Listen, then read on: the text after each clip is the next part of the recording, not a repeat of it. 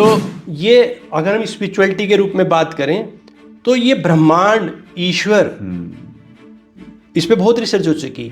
दो चीज आंसर है इसके, एक वही कि हमारा अभ्यास प्रैक्टिस मेक्स, पर प्रैक्टिस से सब कुछ होता है, प्रैक्टिस सब कुछ कराती है। ये बनाया है, इस कार्य के लिए बनाया है, और वो हमारे जीवन में स्पष्ट हो जाता है। वो जब हम बात करेंगे किसी से, बच्चे से, परिवार से, या ऐसे प्रोग्राम में दोबारा बात करेंगे तो वो आराम से समझ में आ जाता है।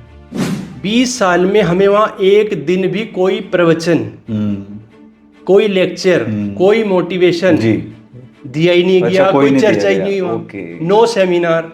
बहुत अच्छी बुक्स हैं वो। हमारी फीलिंग है, हमारी मार्गदर्शक हैं। ये लाइन नोट की जा सकती है, हमारी फीलिंग हमारी मार्गदर्शक हैं। नमस्कार, स्वागत है आपका inside talks with Parvendra Dahiya में। आपका सभी का, दर्शकों का स्वागत है हमारे जो नेक्स्ट एपिसोड में। आज हमारे खास मेहमान हैं मिस्टर संजय आहूजा जी। संजय आहूजा जी ने 20 वर्ष वायुसेना में अपनी सेवाएं दी हैं। उसके उपरांत विद्यार्थियों के भविष्य को संवारने के लिए ये 12 वर्षों से हमारे और समाज के साथ में लगे हुए हैं। मैं आपका इस कार्यक्रम में हार्दिक स्वागत करता हूं। Thank you sir, thank you so much. Sanjay Ahuja sir, आपने जैसे 20 वर्ष वायुसेना में सेवाएं दी हैं, उसके उपरांत कैसे मन में आया कि मैं विद्यार्थियों के लिए कुछ करूं? जी, बहुत अच्छा सवाल आपने पूछा है सर। और सबसे पहले तो मैं इसका आंसर देने से पहले आपको बहुत बहुत बधाई देना चाहूँगा कि आपने एक बहुत अच्छा सुंदर मंच तैयार किया है, इनसाइड टॉक्स, जो कि वास्तव में मैंने आपके लगभग सभी वीडियो देखे हैं यूट्यूब पे इनसाइड टॉक्स में, और वाकई तारीफ के काबिल आप काम कर रहे हैं। धन्यवाद। बहुत अच्छे अच्छे व्यक्तित्व को आप बुलाते हैं और एक बहुत ही, वास्तव में इसका बहुत अच्छा इम्पैक्ट होगा। Thank you sir. तो सर, आपने पूछा है कि मैं कैसे इस फील्ड में आया वायुसेना में के बाद। तो थोड़ा सा मैं बताऊं कि सर, मैं बचपन से ही, मुझे पुस्तकें पढ़ने का बहुत शौक था। और कक्षा 4 का मैं विद्यार्थी था, तो हमारे घर के पास एक सार्वजनिक पुस्तकालय था जी। मुझे ध्यान नहीं है, मैं कभी किसी दिन घूमते घूमते वहाँ चला गया, और फिर तो वहाँ पे मुझे पढ़ने की आदत पड़ गई। बहुत अच्छे वहाँ पे लाइब्रेरियन थे सर, एक बहुत सरल स्वभाव के, बहुत सहयोगी। तो मैं वहाँ से पुस्तकें 2 घंटे खुलता था, शाम को 4 से 6 मुझे याद है। और मैं पूरे 2 घंटे वहाँ बैठ के पढ़ता था। और पुस्तकें घर के लिए मिलती थी तो मैं घर के लिए भी लेके आता था। 3 पुस्तकें एक साथ हम ले सकते थे जी। और फिर मैं पढ़ के वापस देता था। फिर तो वो निरंतर एक मेरी दिनचर्या बन गई, और उस दिन से लेके आज तक रोज, मतलब मेरे लिए पुस्तकें पढ़ना मेरी दिनचर्या का एक हिस्सा है। 2-3 घंटे। बहुत शानदार। और तो वहाँ से, अब क्योंकि मैं उस समय से पुस्तकें पढ़ता रहा, तो मुझे फिर मुझे मेरे सौभाग्य से, जैसे मेरी पढ़ाई पूरी हुई तो मेरा सिलेक्शन वायुसेना में हो गया जी, ईश्वर की कृपा से पहले चांस में ही। और वहाँ भी मेरा रूटीन यही रहा, वहाँ भी जाके मैं लाइब्रेरी से लगातार आपने जो पुस्तकें हैं वहाँ भी आपने संपर्क में रहे, उसकी स्टडी की है। बहुत अच्छा। तो और दूसरा, जब मैं वायुसेना में गया, मैं आपको बताऊं, मुझे कहने में कोई संकोच नहीं है, मैं बहुत ही साधारण परिवार से हूँ। और बहुत ही मैं सिंपल, जैसे आजकल के बच्चे हैं, बहुत सिंपल था मैं। और मैं हर चीज़ पूछ के करता था लोगों से, हर चीज़ पूछ के, ये कैसे होगा, ये कैसे होगा, बहुत ही जैसे कि बिल्कुल ही ऐसे। लेकिन मैंने, जब मैं एयरफोर्स में गया, 2 साल हमारी वहाँ उस समय 2 साल ट्रेनिंग होती थी एट ए टाइम। एक, अब तो 6-6 महीने के सेगमेंट में होती हैं, लेकिन तब पूरी 2 साल ट्रेनिंग, 2 साल की ट्रेनिंग, पूरी 2 साल जी। तो उस 2 साल की ट्रेनिंग के बाद काम पे रहे, और कई और पुस्तकें साथ साथ पढ़ ही रहा था मैं। तो वहाँ से मुझे ये चीज़ रियलाइज हुई कि एक व्यक्ति के शरीर में और मस्तिष्क में अपार संभावना है जी। क्योंकि वहाँ, जैसे मैं तो बहुत सिंपल था ही, लेकिन मैंने देखा वहाँ पे जो और लड़के सेलेक्ट होके आते थे, मैं तो फिर भी शहर का था, बचपन से मेरा जन्म शहर में ही हुआ, लेकिन मैंने वहाँ देखा कि वहाँ गांव के बच्चे, कस्बों के, गांव के बिल्कुल रूरल के बच्चे जो पढ़ाई में अच्छे थे, अच्छी पढ़ाई के बाद ही सिलेक्शन होता था। तो मैं देखता था कि 2 साल में उनकी व्यक्तित्व बिल्कुल ही चेंज हो जाता था। अच्छा, तो उनकी जो पर्सनैलिटी है बिल्कुल वो काफ़ी चेंज हो जाती थी। बिल्कुल चेंज हो जाती थी। और सबसे मजे की बात कि सारे एक जैसे हो जाते थे। अच्छा। आपने देखा है सेना हाँ में बिल्कुल सेम एक उनका ड्रेस चाल सेम से ढाल, उनका रहन सहन, बिल्कुल बिल्कुल बिल्कुल बिहेवियर, मैनर्स, मैनर्स, सब चीज एक जैसी ओके, रहती है। जी तो ये सब अनुभव होते होते फिर जब मेरी सर्विस 10 साल हो गई थी जी। लगभग, और मेरी शादी भी हो गई थी, तब सौभाग्य से ऐसी धर्मपत्नी भी मिली। जी तो ये पढ़ने का सिलसिला जारी रहा। जी और तब कुछ जीवन में ऐसे अनुभव हुए, घर की परिस्थितियां वगैरह, तो जहाँ से मुझे लगा कि अच्छा, जब मैं छुट्टी आता था, यहाँ पे मैं मुजफ्फरनगर का रहने जी। वाला हूँ, आप जानते हैं, तो जब मैं छुट्टी आता था तो मैं, अब क्योंकि मैं यहाँ से गया था और वहाँ की तो दुनिया ही अलग थी, जी रहना सहना, अनुशासन, जी। सिस्टम, टाइम टेबल, सब कुछ पोटेंशियल मुझे पता लग गया था, क्योंकि वहाँ पीटी परेड करते जी। करते वहाँ समझ में आ गया था कि थकान वकान कुछ नहीं होती है, कोई लिमिट नहीं है इसकी, कोई लिमिट नहीं है, बहुत सारे अनुभव हैं। जी जी तो फिर लेकिन मैं यहाँ के देखता था कि यहाँ लोग वही संघर्ष कर रहे हैं, वही हमारे जी सबके रिलेटिव, हाँ परिवार, जी अड़ोसी पड़ोसी, साथ में पड़े दोस्त, जी वो स्ट्रगल कर रहे हैं, बहुत स्ट्रगल कर रहे हैं। हम्म तो अब मुझे ये समझ में आया कि तब मेरा मन बन गया कि अब मैं सर्विस, जैसे ही मेरी पेंशनेबल सर्विस हो जाएगी, मैं जाके जाऊंगा और अपने शहर में ये सारी चीज़ जो मैंने ट्रेनिंग ली है, रहने सहने का ढंग सीखा है, साथ में पुस्तकें पढ़ी हैं, ये उनके साथ शेयर करूंगा। ये जो सभी ज्ञान है ये समाज को देने का एक संकल्प लिया आपने। संकल्प अपने आप ये ईश्वर की कृपा जी, से आ गया। और मैंने बताया धर्मपत्नी भी ऐसी मिली। जी जी जी तो बस फिर तो पूरा डिसाइड हो गया था कि 20 साल में पेंशनेबल सर्विस होती थी, और बस फिर यही संकल्प बन गया था। आके मैंने आने के बाद, आप जानते हैं, आपके साथ हाँ, भी, लगभग साथ आपके में विद्यालय में भी 12-13 साल 12 हो साल गए हो गए हैं, हाँ, और 13वां साल मेरा है जी चल रहा जी है। जी आते में इसमें लग गया, बहुत सारे विद्यालयों में गया हूँ, कोचिंग सेंटर पे भी गया हूँ, प्ले से लेके डिग्री तक गया हूँ, तो बहुत अच्छी अच्छी चीज़ें मिली। नहीं, नहीं। प्रयास कर रहा हूँ जितना पहुँच सके लोगों जी तक। अच्छा, जैसे आप देखते हैं कि समाज में आपने अनुभव भी किया उस चीज़ का कि भाई समाज में भी काफ़ी आवश्यकता है, मैनर्स की आवश्यकता है, उनके मेंटली एक तरह से हेल्थ की आवश्यकता है। आपने अभी बताया कि भाई जो शारीरिक और मानसिक रूप से उसको स्वस्थ रखने की आवश्यकता है। तो आप किस तरह से विद्यार्थियों के जीवन को बनाने के लिए कौन से वे आयाम हैं जो उनके लिए परफेक्ट होंगे? जी, बहुत अच्छा आपने सवाल पूछा है। जी मैं आपको बताऊं कि मुझे रियलाइज़ हुआ, क्योंकि जैसे मैं 20 साल एयरफोर्स में रहा, तो मुझे रियलाइज़ हुआ, एक दिन मैं सोच रहा था कि इतने सारे प्रवचन, इतने सारे मोटिवेशन लेक्चर समाज में होते हैं, आप देखते होंगे, बिल्कुल बिल्कुल समाज में, विद्यालयों में, सब जगह होते जी हैं। तो एक दिन मुझे रियलाइज़ हुआ कि मैं 20 साल एयरफोर्स में रहा, और आपको सुन के शायद आश्चर्य हो, 20 साल में हमें वहाँ एक दिन भी कोई प्रवचन, कोई लेक्चर, कोई मोटिवेशन जी दिया ही नहीं गया, कोई नहीं चर्चा ही दिया नहीं गया, हुआ, ओके। नो सेमिनार, फिर नो कैसे सीखते थे? दिनचर्या। आपकी दिनचर्या। सवाल का सिंपल जवाब है दिनचर्या, रूटीन। और वहाँ का रूटीन बन जाता था, रूटीन है उस रूटीन्स के अकॉर्डिंग ही आपको चलना है और काम करना है। हाँ, तो वो तो फिर आपकी हैबिट में आ गया। यही हम सब देख रहे होंगे, हाँ आप भी तो देख रहे हैं, जी आप बहुत अच्छा काम कर रहे हैं, आपका विद्यालय तो जी। प्रशंसा के लायक है ही। तो सब लोग हम यही देख रहे हैं कि हम, दुनिया बदल क्यों नहीं रही।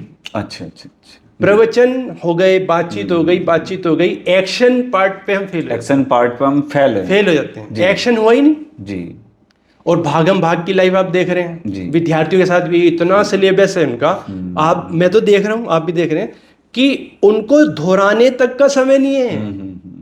और मेमोरी की जैसे हम बात करें, विद्यार्थी की बात हो रही है, तो मेमोरी का सिद्धांत यही है, अगर हम दोहराएंगे नहीं तो वो साफ हो जाएगा। वो साफ हो जाएगा, वो याद ही नहीं हो पाने का। तो ऐसे ही प्रवचन है, हमने प्रवचन लिया, हमने उस पर एक्शन नहीं लिया, यानी उसे दोहराया नहीं, तो वो जीवन में कहाँ आएगा, अगले दिन दूसरा प्रवचन। जी तो वायुसेना में जैसे मैंने बताया कि वहाँ पे तो प्रवचन, एक्चुअली मैं और स्पष्ट कहूँ तो वहाँ प्रवचन के लिए समय ही नहीं है, वहाँ पे काम करने के लिए इतना सब है, परफेक्ट शेड्यूल है, परफेक्ट शेड्यूल है जी। और जल्दी में बता दूं, सुबह उठना है 5 बजे, पीटी के लिए, एक्सरसाइज के लिए आना है, हेल्थ रन के लिए जाना है, फिर नहा धो के फटाफट नाश्ता करके अपना ड्यूटी पे जाना है, अब वहाँ पे काम है, उसके बाद काम है, 2 बजे तक अपना एक के बाद एक काम है, मतलब वहाँ तो मैं कहूँ तो वहाँ फालतू बात करने का भी समय नहीं मिलता।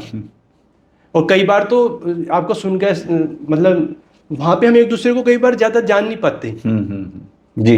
क्योंकि व्यस्तता इतनी होती है। 2 बजे छुट्टी हुई, लंच किया, फिर शाम को फिर कोई ना कुछ फिजिकल एक्टिविटी है, पीटी है, या बहुत सारे काम होते हैं, और मैनेजमेंट बस है। उन्हें ही जान पाते होंगे जो आपके नज़दीक या उसके हाँ आपके हाँ, रूम्स में रूममेट होंगे। बस जी। उतना ही। और ट्रेनिंग सेंटर जैसे 2 साल मैंने कहा, पता ही नहीं चलता था सुबह कब हुई रात कब। मुझे तो 20 साल ही नहीं पता लगे, 20 साल कहाँ गए।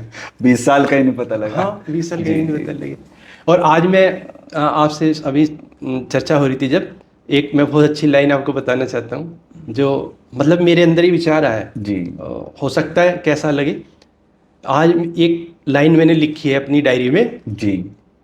कि समय की कमी के कारण लोग असफल नहीं होते हैं, हम्म। समय की अधिकता के कारण लोग असफल होते हैं।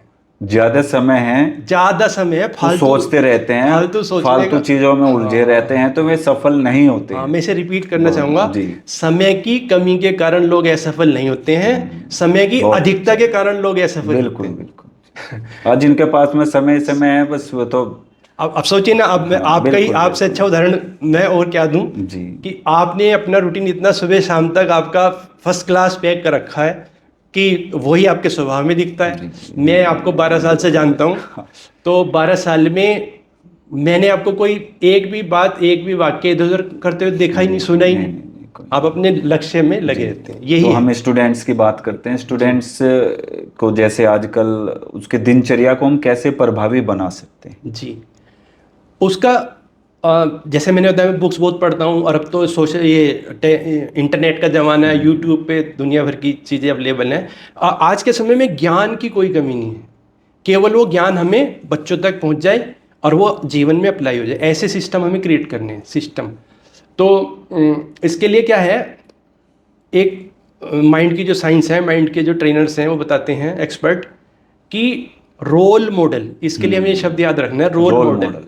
आजकल के जो बच्चे हैं, विद्यार्थी हैं, उनके पास रोल मॉडल नहीं है। अच्छा अच्छा।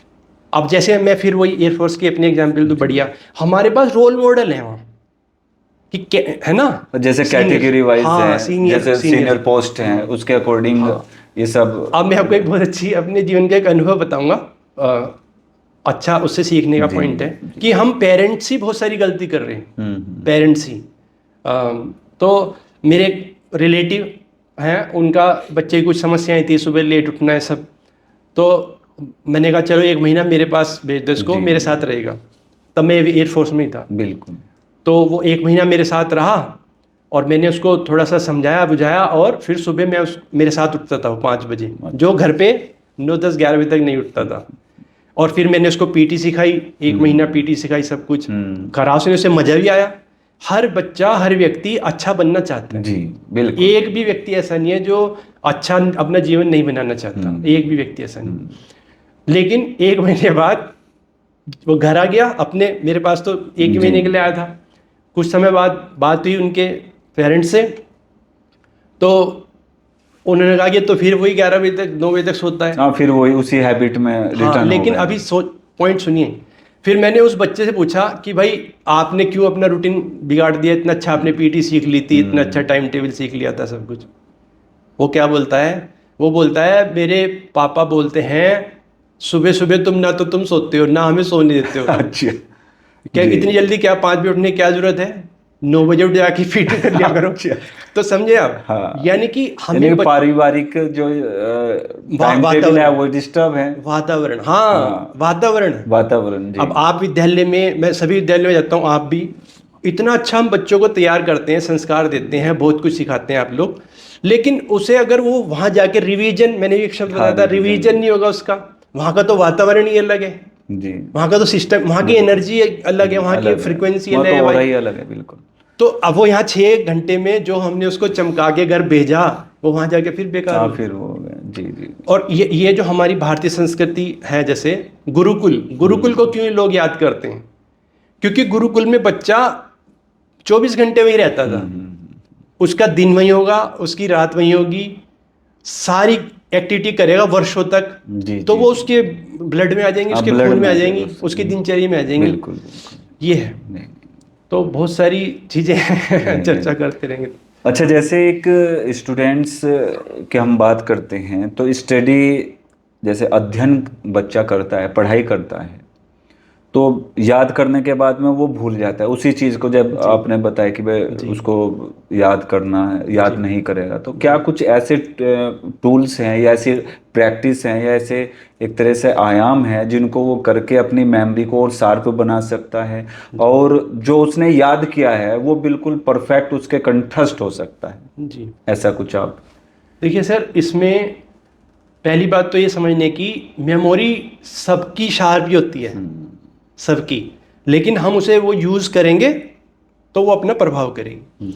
अब इसमें मेमोरी में मुख्य रूप से बातें हैं वातावरण, जैसे मैंने कहा, रिवीजन, और आपने टूल की, और अभी लेटेस्ट जो ब्रेन पे रिसर्च हो रही है बहुत सारी, उसमें ये आया है कि हमारा ब्रेन रंगीन चीज़ों को याद रखता है जी, ऑडियो को याद रखता है, इमोशंस को, फीलिंग को याद रखता है मुख्य रूप से। जी, तो अब जब विद्यार्थी पढ़ रहा है, एक तो अगर हम दोनों पार्ट हैं, पढ़ने वाले का पार्ट और पढ़ाने वाले का पार्ट, तो यदि हम उसे कलर्ड वे में उसके सामने प्रस्तुत करें जी, पढ़ाई को, वो है ना। और हाँ, ब्रेन में ये भी है, ब्रेन के दो पार्ट होते हैं, आप जानते हैं, लेफ्ट ब्रेन, राइट ब्रेन। जी, जी, बिल्कुल। और उसमें ये रिसर्च में आया कि जब हम वो एक नीले रंग पेन से ही लिखते रहेंगे, सारे पन्ने नीले नीले नीले नीले हो गए, वो इसकी बजाय वो कह रहे, अभी आपने देखा होगा कि अब आजकल के ज़माने की जो पुस्तकें हैं उसमें रंगीन चित्र आने लगे, डायग्राम आने लगे, डायग्राम आने लगे, कलरफुल डायग्राम आने लगे। हाँ,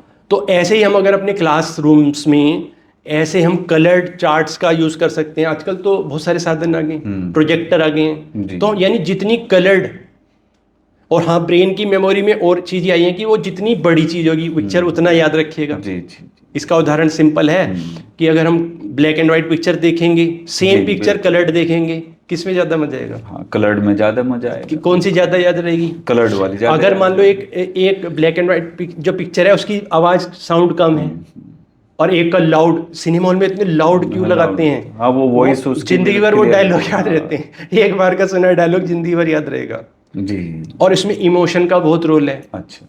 इमोशन, अब मान लीजिए बच्चा इमोशन, अब यहाँ पे बहुत सारा गड़बड़ हो यानी रही कि है। बच्चा विजुअली भी देखे, हाँ, ऑडिटरी भी देखे, हाँ, और इमोशन, फीलिंग्स फीलिंग होनी चाहिए उसको पढ़ाई से।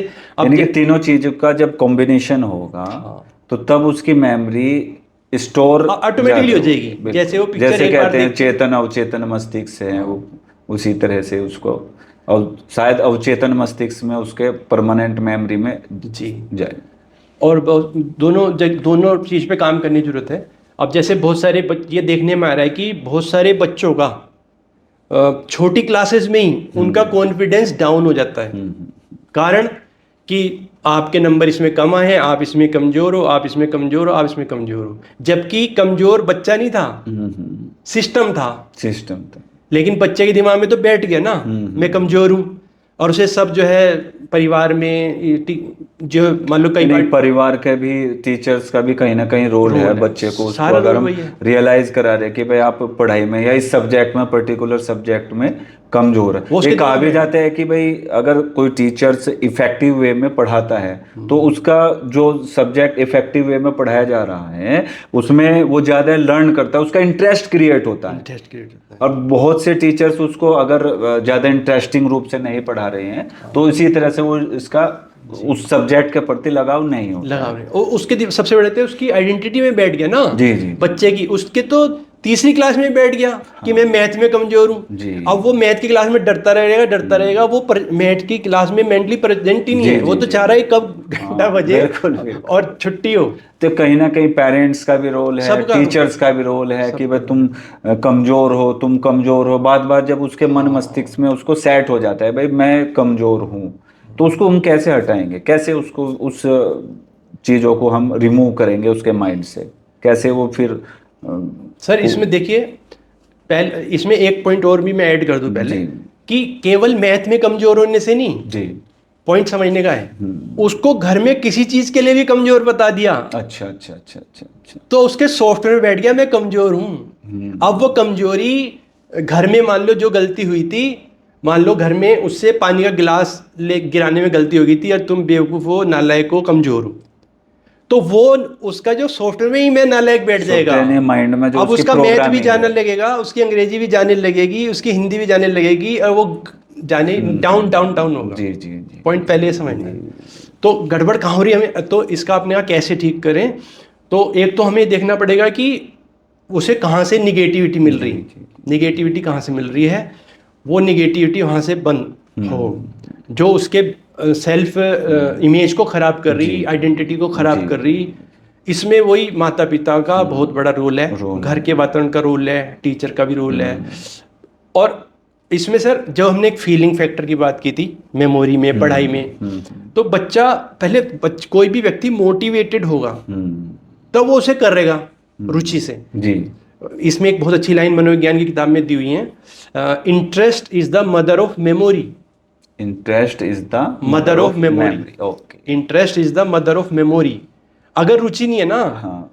तो कितने ही अच्छे महान टीचर हो, हाँ, फिर तो आप कलर्ड भी पिक्चर भी चला कलर्ड पिक्चर हो, कुछ नहीं सब होगा। कुछ हो, क्योंकि उसे इंटरेस्ट नहीं है। हाँ। और मैं जैसे देख रहा हूँ इतने 13 साल से बच्चों के साथ देख रहा हूँ, विद्यालयों में देख रहा हूँ, और जब काफी समय तक ऐसे चलता है तो बच्चे रिवेंजिंग मूड में आ रहे हैं, रिवेंजिंग। अच्छा। तो जान के फेल हो रहे हो, उनमें कैपेसिटी तो है, लेकिन क्योंकि उनकी इंसल्ट हो गई कई जगह, बार बार उनकी इंसल्ट हो गई, पेरेंट ने कर दी, टीचर ने कर दी, अनजाने में किसी ने कर दी, तो अब वो इसमें ये मनोविज्ञान बता रहा जो हम इमेज दे देंगे बच्चे को, वो उसे प्रूव करने में लग जाएगा, चेतन मन उसको साबित करने में लग जाएगा उसको कि मैं, आपने मुझे नालायक कहा ना, तो मैं नालायक ही अब हूँ। मैं नालायक ही हूँ और जी। बन के भी दिखाऊंगा। हाँ, अगर पेरेंट्स या टीचर्स उसके पॉजिटिवली बिहेव करे, उसको एक सकारात्मक रूप से उसको बताए, समझाए कि भाई आप इतने कमजोर नहीं हो जितना है जी, तो उसमें कहीं ना कहीं धीरे धीरे इम्प्रूवमेंट होगा। हाँ, और आपका जो सवाल था कि इसे कैसे इम्प्रूवमेंट हाँ, करें, मेनली आपका ये था। हाँ।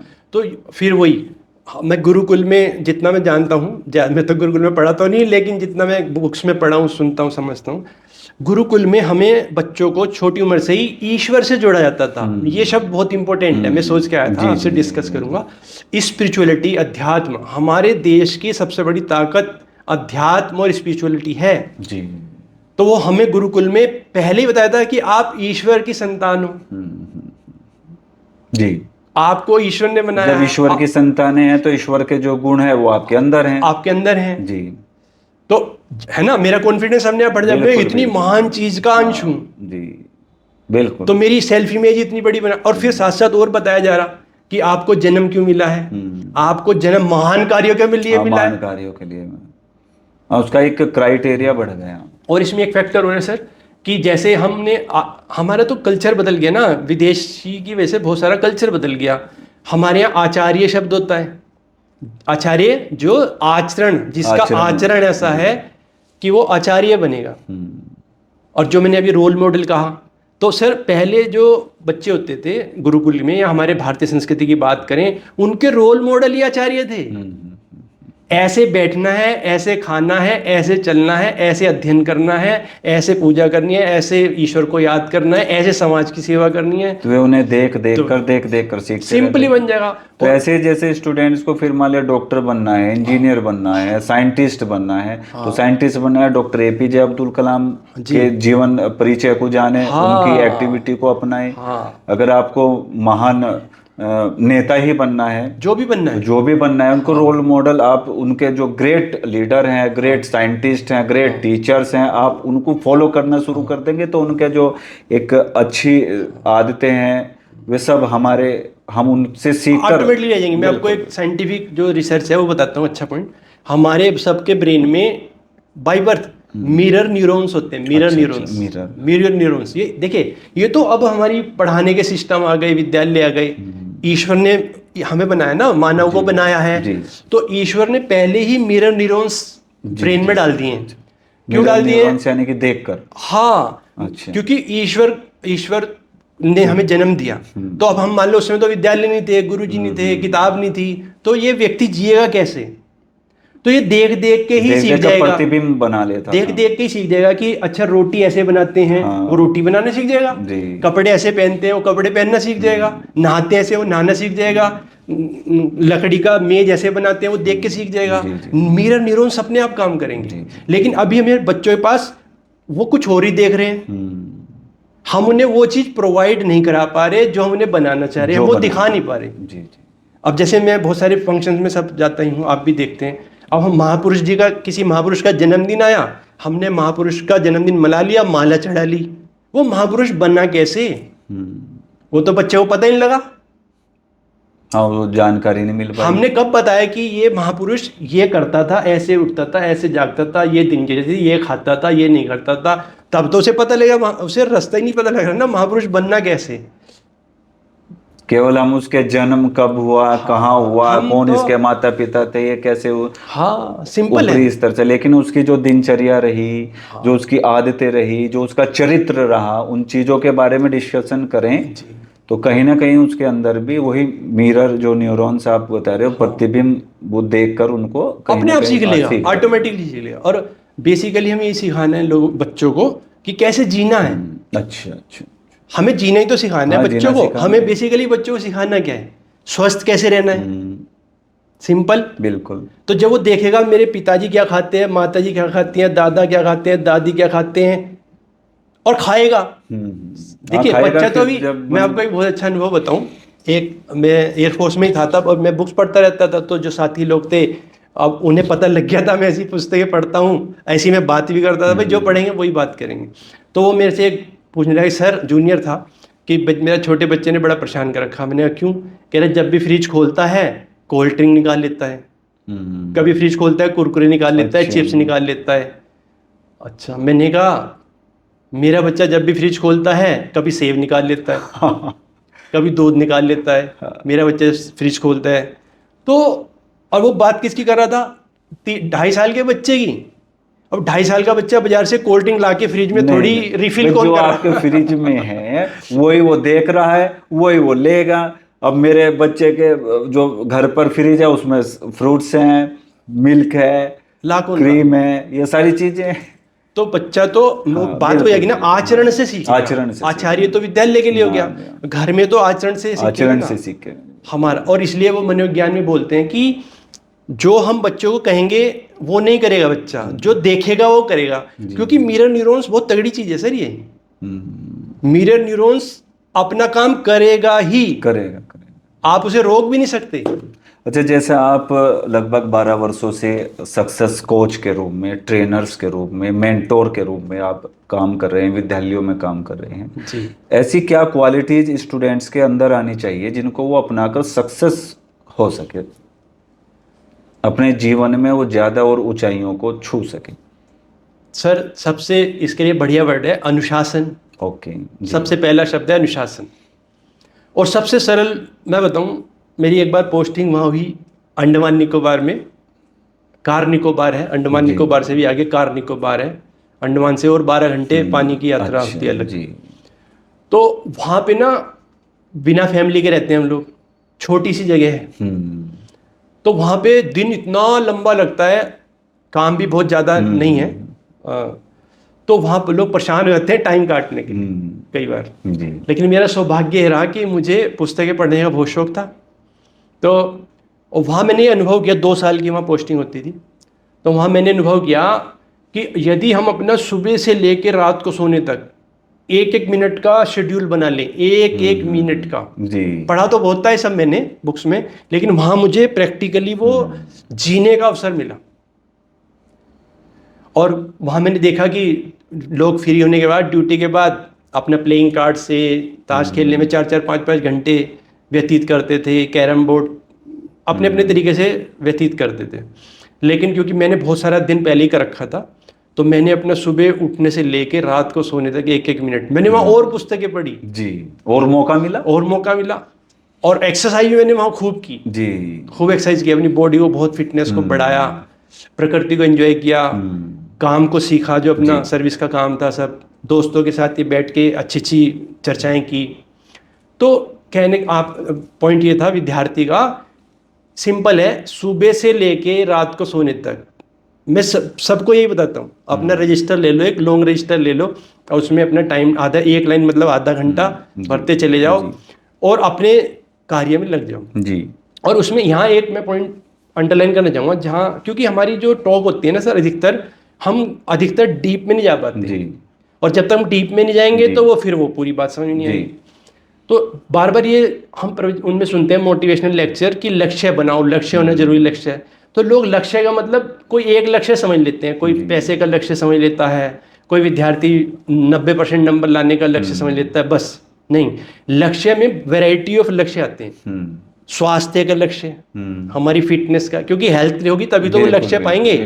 तो वो लक्ष्य नहीं बनाया, स्वास्थ्य का लक्ष्य, अपने व्यक्तित्व को सुधारने का लक्ष्य, स्किल सीखने का लक्ष्य, संबंध अच्छे बनाने का लक्ष्य, अच्छी पुस्तकें पढ़ने का लक्ष्य जी।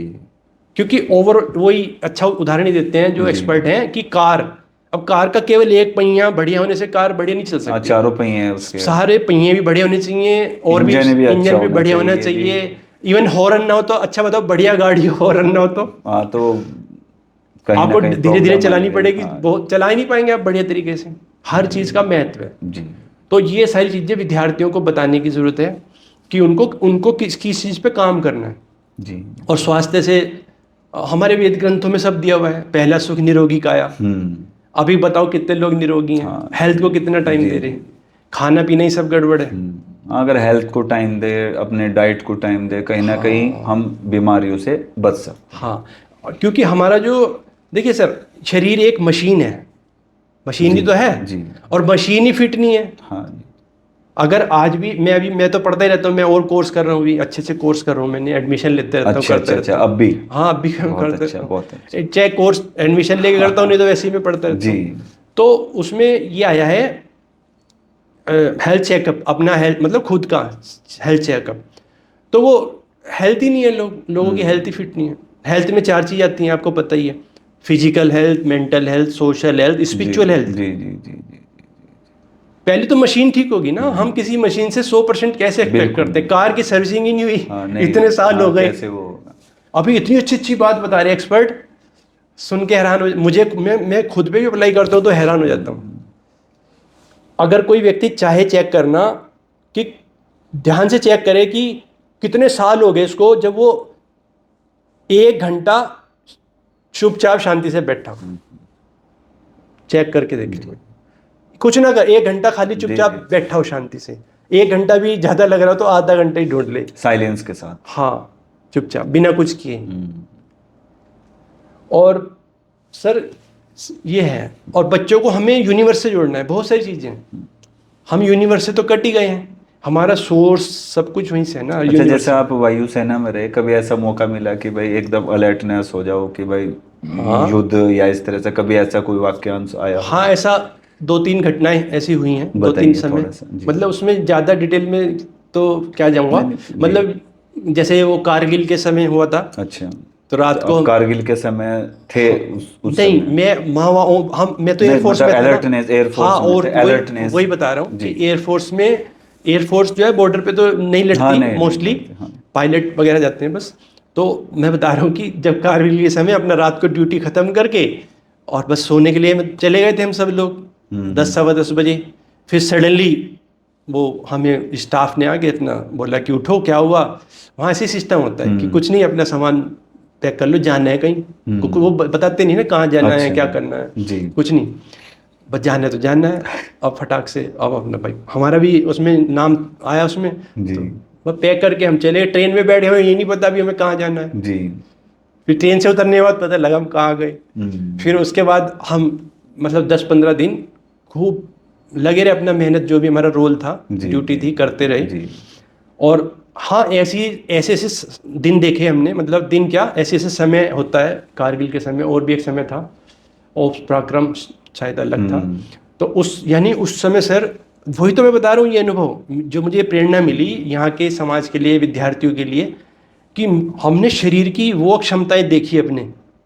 सुबह 4 बजे से उठ के, सुबह 4 बजे, और बीच में बस 10 मिनट के अंदर ब्रेकफास्ट किया, फिर फिजिकल वर्क, हार्ड वर्क, फिर 10 मिनट 15 मिनट में लंच किया, फिर अपना काम में लग गए, हार्ड वर्क, और फिर रात को डिनर किया 10 मिनट में, और फिर 10 बजे सो तो गए। इतनी एनर्जी कैसे रहती थी उस समय जब आप कोई भी इस तरह से वर्किंग या इस तरह का पढ़ता इसका था? इसका सिंपल आंसर है सर, 2 चीज आंसर है इसके। एक वही कि हमारा Mentally. अभ्यास, अभ्यास। प्रैक्टिस मेक्स, पर प्रैक्टिस से सब कुछ होता है, प्रैक्टिस सब कुछ कराती है। जी। और वहाँ का खाना पीना आहार सब कुछ सिस्टमेटिक है ना।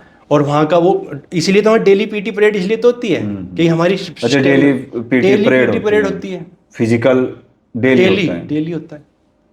अगर कोई स्टूडेंट एयरफोर्स में जाना चाहता है तो क्या किस तरह से उसको एक करना होगा? देखिए सर, क्योंकि वैकेंसी आप जानते ही हैं, हाँ। लिमिटेड होती हैं जी। सब जगह। बस उसका तो तरीका ये है कि आप है ना, पहले अपने आप को तैयार रखो भाई। फिजिकल टेस्ट होते हैं मार्कशीट के मेरिट बनती हैं, सिंपल तरीका तो वही। क्या संभावनाएं हैं एयरफोर्स में उसको आगे फ्यूचर के लिए? संभावनाएं तो देखिए हर जगह होती हैं। वहाँ पे जो बच्चे एयरमैन के रूप में जाते हैं वो वहाँ पढ़ते हैं, वो भी पढ़ते रहते हैं, एग्जाम देते रहते हैं, ऑफिसर बन जाते हैं। मतलब ग्रेड इसमें भी बढ़ता रहता है, प्रमोशन होता रहता है? हाँ, प्रमोशन अच्छा, होता अच्छा, रहता है। अच्छा, अच्छा। और सबसे बड़ी बात है सर कि एक ऐसा जीवन हम जीते हैं कि जो बिल्कुल अलग ही है, डिसिप्लिन। मैं आपको एक और बढ़िया चीज़ बताऊँ इन लोगों की, बढ़िया इंटरेस्टिंग पॉइंट लगेगा शायद आपको। जी। मेरी जब सर्विस 18 साल हो गई थी, 18 ईयर्स, और मन तो मैंने बता दिया 10 साल की उम्र में मैंने अपना क्लियर कर लिया था कि 20 साल के बाद मैं बाहर चला जाऊंगा और ये सब करूंगा।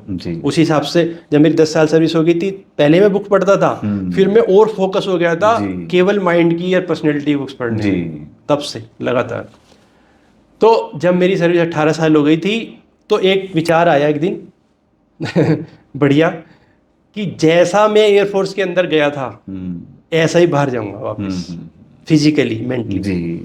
और उस समय दिखाई दे ही रहे अभी तो उस समय मेरा वेट स्टैंडर्ड वेट से 7-8 किलो ज़्यादा था, क्योंकि विचार से ही तो सब कुछ होता है। यही विचार की पावर है, पावर ऑफ थॉट जो बात करते हैं लोग।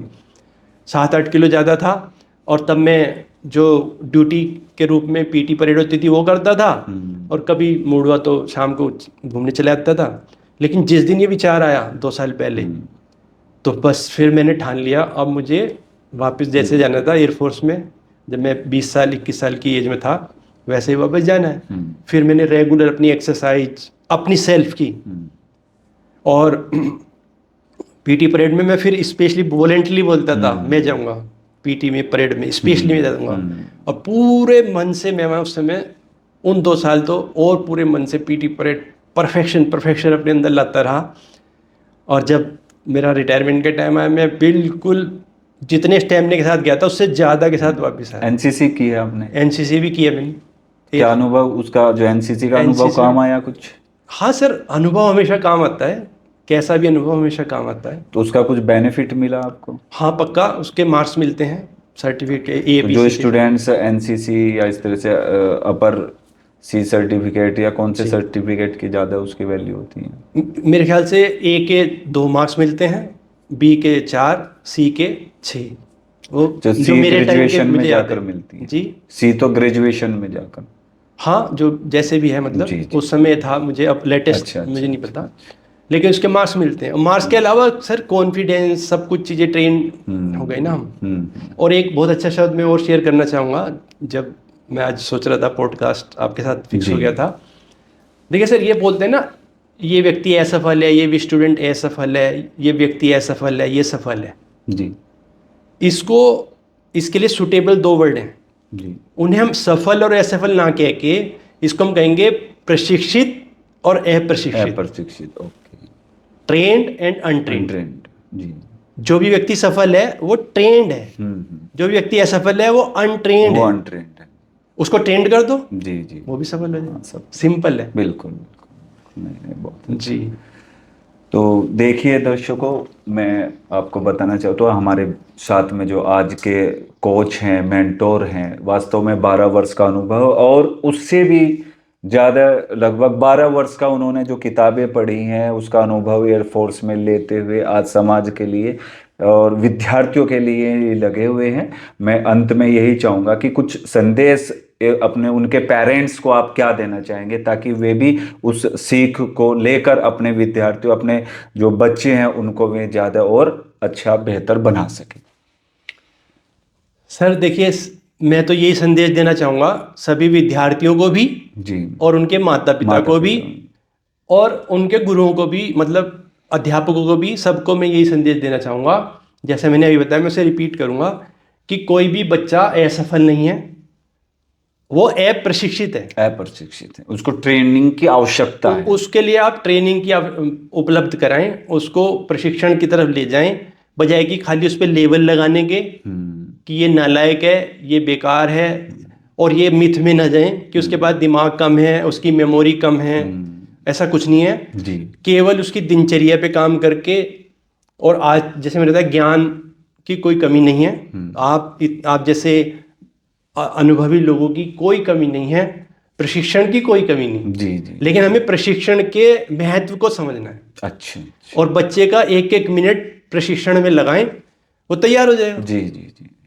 तैयार हो जाएगा जी। कोई भी कैसे भी और दूसरा बताने के लिए बहुत कुछ है, लिमिटेड समय रहता है। तो और एक ये आजकल कंफ्यूजन में नहीं जाना कि कोई एक ही कैरियर में, अगर हमें एक ही कैरियर में बच्चा नहीं बढ़ रहा है तो ऐसा नहीं करना है जी। कैरियर के हमेशा बहुत सारे ऑप्शन रहते हैं। ईश्वर ने हमारा जो शरीर बनाया है, मस्तिष्क बनाया है, इसकी अपार संभावना है। हमारा शरीर हजारों तरह के काम कर सकता है, एक तरह का नहीं, हजारों तरह के। जी। तो बच्चे, यानी आप जो बच्चा है, जो विद्यार्थी है, ईश्वर ने उसके शरीर की संरचना बनाई है, ब्रेन की, मस्तिष्क की संरचना बनाई है, ये हजारों कलाएं सीख सकता है। जी। ये हाथों से, ये पैरों से, शरीर से हजारों तरह के काम हो सकते हैं, यानी हजारों संभावनाएं हैं अपने परिवार का नाम रोशन करने के लिए, अपने विद्यालय का नाम रोशन करने के लिए, अपने समाज का, देश का, राष्ट्र के लिए, विश्व के लिए करने के लिए अपार संभावना है। यानी कि अगर वो एक फील्ड में असफल हुआ है तो दूसरा फील्ड चुने। लेकिन निराश ना हो, हिम्मत ना हारे। बिल्कुल नहीं, असफल तो वो हो ही नहीं। और इसमें सर समय लिमिटेड है बताने की। तो ये अगर हम स्पिरिचुअलिटी के रूप में बात करें तो ये ब्रह्मांड, ईश्वर, इस पे बहुत रिसर्च हो चुकी। ईश्वर अगर हमें इस रास्ते पे रोक रहा है, फिर असफल नहीं कर रहा, ईश्वर हमें सिग्नल दे रहा है कि ये रास्ता आपके लिए नहीं है, मैंने आपको इसके लिए बनाया है, इस कार्य के लिए बनाया है। और वो हमारे जीवन में स्पष्ट हो जाता है। वो जब हम बात करेंगे किसी से, बच्चे से, परिवार से, या ऐसे प्रोग्राम में दोबारा बात करेंगे तो वो आराम से समझ में आ जाता है। सिंपल है। बच्चे को रीडिंग और मतलब रीड कर पाते हैं। हाँ, इसके लिए एक्सपर्ट ने बताया है कि फीलिंग, हमारी फीलिंग, अभी बहुत अच्छी मैं बुक्स पढ़ रहा हूँ, मैं आपको जो बता रहा था बुक्स का नाम, बहुत अच्छी बुक्स हैं वो। हमारी फीलिंग ही हमारी मार्गदर्शक हैं, ये लाइन नोट की जा सकती है। हमारी फीलिंग हमारी मार्गदर्शक हैं। जब भी मुझे जिस कार्य में बच्चे को अच्छा नहीं लग रहा, वो रास्ता उसके लिए नहीं है। जिस कार्य में उसे अच्छा लग रहा, बशर्ते कि वो कार्य समाज के लिए अच्छा हो, किसी के लिए हानिकारक ना हो, वो कार्य उसे अच्छा लग रहा, वो रास्ता, उसमें वो दौड़ के सफलता हो जाएगा। अच्छा, ऐसी कोई कुछ किताबें जो बच्चों के लिए, विद्यार्थियों के लिए, पेरेंट्स के लिए उनका मार्गदर्शक के रूप में कार्य करें? बहुत सारी हैं वैसे तो, लेकिन एक किताब अभी आपकी जो बेस्ट है। जी, वैसे तो विद्यार्थियों के लिए विशेष रूप से एक तो किताब है इंग्लिश की, जो उसकी ट्रांसलेशन है छोटी छोटी आदतें। अच्छा, छोटी छोटी आदतें। हाँ, उसका इंग्लिश में नाम है टीनी हैबिट्स। ओके।